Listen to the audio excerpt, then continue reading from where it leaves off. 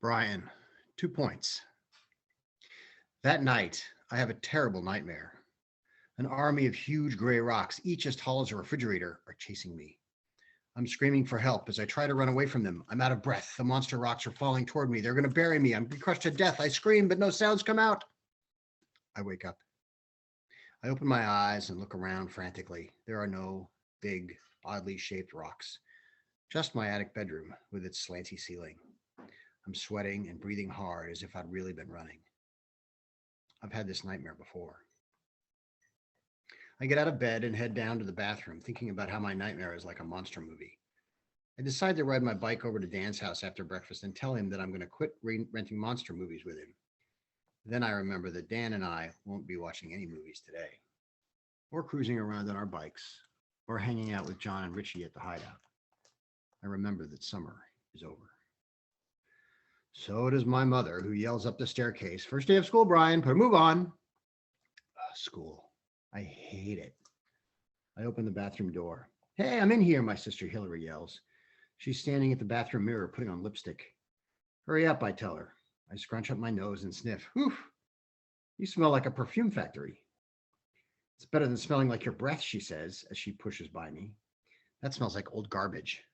"Oh, yeah, your breath smells like..." Before I can think of something worse than garbage, she says, "Just kidding. How do I look?" I check her out. Some brownish hair pulled back in a ponytail, same 5 feet 2 inches tall, same crooked smile showing a mouthful of braces. Something is printed across her royal blue sweatshirt in yellow letters. I guess it's the name of our high school, Housatonic Regional High. "You look like usual," I tell her. "Nice shirt." She grunts a thanks and reminds me that now she's in high school and she'll be taking the school bus, while I still have to ride a bike or walk to Sharon Center School. When I come into the kitchen a few minutes later, my little brother Tyson starts up the morning chant of "Brian, Brian, Brian." I sit in my regular chair next to his high chair and give him a high five, low five, slide five, and shake out some cereal for myself. Tyson is the only person I get along with best in our family. Hillary says that's because he's 2.5 years old and I have the mind of a 2-year-old.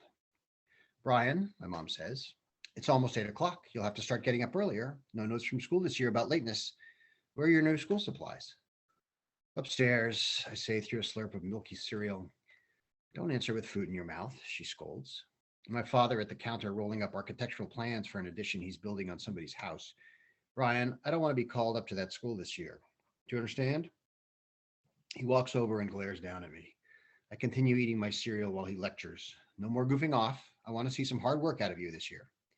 He taps me on the head with his roll of plans. "I want to see results. The day I have to go to that school is the day you say goodbye to your karate lessons." Tyson pulls on my sleeve. "Do karate, do karate." Now I'm late, Dad grumbles to my mom as he picks up his lunch pail and heads out the back door. He says it like it's my fault. As I get up from the table, I do a front snap kick. Tyson claps happily and chants, "Karate, karate." So I do another kick. Unfortunately, this one hits the leg of Hillary's chair just as she's stuffing a spoonful of cereal into the milk in her mouth. "Mom," my sister screams, "look what Brian did." White milk drips down the front of her bright blue sweatshirt. "You jerk," she yells. "Sorry," I yell back as I hustle out of the room. Gotta go. Under my bed, I find the paper bag with my new school supplies. I sit on the floor and flip through the bright red notebook. 150 clean white pages, separated into 5 sections by yellow dividers. I think it's a new school year. Maybe this year I'll start out good, right from the beginning. I'll do my homework and pay attention in class. I'm as smart as anybody else. I can do it. I just didn't try hard enough before. This year I'll try really hard, right from the beginning. A new beginning with a new teacher. Naturally, I won't tell the other jokers. I'll keep it a secret from them. But I make a vow to myself. This year I'll really try. I can do it. Riding my bike to school, I chant with each push of the pedal, "I can do it. I can do it." "Hey man, wait up." John's bike pulls up next to mine. "How's it going?" I ask. "Great," he says. "I heard Mrs. Olge quit teaching. We're getting a new teacher who never taught here before. She's probably never taught anywhere. She'll be a bigger pushover than the other one. Think of some jokes, some humdingers, man." He rears up on his back wheel to celebrate. As we go down the hill, I see the school's new shingle roof. Early last spring, they replaced the old leaky roof with a new one. One day after the crew went home, I went back to school, climbed the scaffolding, and sat up there. I could see the sun behind the mountains in New York State. Then I saw hundreds of black specks flying toward me in a perfect V-shaped formation, Canada geese, honking like crazy as they flew north. I wonder what it would be to be like a Canada goose. Not the lead one, just one of those riding the current near the back of the line and honking away. All summer I've been thinking about those geese. Geese must be pretty smart to know enough to go north when it's hot in the south and south when it's cold in the north. I decided that they must be communicating to one another with all that honking. I wish I could go up on the roof now and wait for the geese to pass over school on their way south again. But I can't. John and I are riding our bikes into the schoolyard through a bunch of noisy kids. Get off those bikes, a teacher aide yells. No riding in the yard. Dan and Richie are waiting for us by the bike rack. The bell rings. Everyone else goes in, but we hang back, talking about how much we hate school. Until the principal, Ms. Friedman, shouts, "Let's go, gentlemen." We pretend we don't hear her. None of us wants to be the first to do it, she says. Ms. Friedman claps her hands and shouts impatiently, "Now." School, Richie says as we finally go into the building. I hate it. John looks around. This place is like prison. Yeah, Dan agrees. The pits. I say it's the worst, but I'm thinking about how I'm going to try hard for the first time from the first day. I'm thinking I can do it this time. A tall black man with gray hair, dressed in a dark blue suit, a man as big as any prizefighter, is standing in front of the doorway to room 106. Before I can whisper to my friends, "Who's that?" he turns sharply and faces us. "I've been waiting for you," he says in a deep growl of a voice. He gives each of us a stern look. The four of us stop dead in our tracks. I shiver with fear because I know who he is. This man is a plainclothes cop. He knows about our hideout. He knows why we ignored no trespassing signs hundreds of times. He knows that we broke into the Colgate mansion. He will arrest us. He takes a step toward us, looks us each right in the eye, and says, "I'm Mr. Bigham, your sixth grade teacher. And you gentlemen are?" I managed to stammer, "Brian Toomey, sir." After we've all introduced ourselves, Mr. Bigham puts out his arm to show us that we should go into the room ahead of him. As John passes in front of Mr. Bigham, he looks up at him and says, "We can sit anywhere we want, right?" "Wrong," Mr. Bigham answers. "There are name cards on the desks." He immediately starts giving directions to the class, so we don't have time to start fooling around, even if we dared. I know that Mr. Bigham already knows that we are the troublemakers because he has our desks far from one another as possible. I'm stuck between Jay Preston and Isabel Morris. They were the biggest brains in fifth grade and the biggest pains. My luck. I see Isabel give Jay a look that says she isn't too happy to be sitting next to me either. It's easy to be a good student for the first hour. All we have to do is listen to announcements over the loudspeaker and then Mr. Bigham's speech about doing good right from the beginning of the year. That's what I plan to do anyway. Then he makes a list on the board of our suggestions for good classroom management. I don't think Mr. Bigham will have trouble managing a classroom. It's hard to imagine anybody having the courage to do a hand fart when Mr. Bigham bends over. During recess, the Jokers Club has an emergency meeting by the bike rack. "Oh, this is going to be a miserable year," Richie says. "He's scary. Like some kind of bionic man," Dan says. "I bet he lifts weights all the time." I wonder where he came from, I ask. "Maybe he's an ex-con," Richie said, "and every once in a while the school has to take one for rehabilitation and stuff." "I bet he wanted to be a football coach, and this is the only job he could get," I say. "Which must make him very mad," Dan adds. "How are we going to make jokes in his room?" Richie asks John. "He'll kill us." "Operation JDBR lives," John says. "Don't let him scare you guys. He's just another person. There's only one of him and four of us.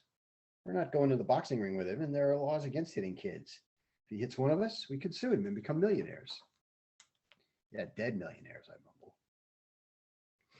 The bell rings for the end of recess. We don't wait to be the last, but go right in with the other kids heading back to room 106. "Remember," John whispers, "Operation JDBR lives." Mr. Bigham is waiting for us at the door. As we pass him, he tells us to write our names on the board, last names first. It seems like a silly thing to be doing since he already has a list of our names. I print mine. When we're back in our places, he tells us to alphabetize the names written on the board. I open my notebook and look down at the clean page. I pick up my pencil and silently repeat my vow to do better this year. And then I take a deep breath and look at the board for last names that begin with A. I copy Andrews Karen, and under it I write Abbott Kevin. Class, Mr. Bigham asks, what do you do if there are two or more names that begin with the same letter? Before anyone else has a chance to think, Isabel waves her hand and says, well, you look at the second letter. I glance over at her paper. There are already at least 5 names neatly penned in script. I look at my thick gray pencil marks. The second letter of Andrews is N, and the second letter of Abbott is B.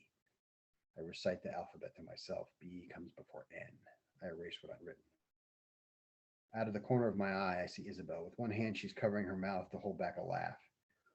With the other hand, she's trying to get Jay's attention. When he looks up, she points at me. Jay points at the board and then at me and giggles. Is there something wrong, Jason? Bigham asks. It's Brian, Jay answers shrilly. Look how he wrote his name. Mr. Bigham and everyone else in the room looks to the board. I read to me, Brian. What's the big deal? I'm not the only one I printed, I call out. Other people in the room start laughing. Not your big laugh, but one of those quiet little laughs you would use if you had a teacher who looked like a kid crunching machine. John points at the board. Brain, he chortles. Brian, you're a riot, man. Brian the Brain. I love it. He scratches his head. So do Richie and Dan. I've made a joke without even trying. I don't even know what the joke is. Mr. Bigham's actually smiling as he goes up to the board. You're very funny, Brian. Let's just fix it. Just before Mr. Bigham arranges my name, I see my mistake. Brain. I wrote Brain instead of Brian.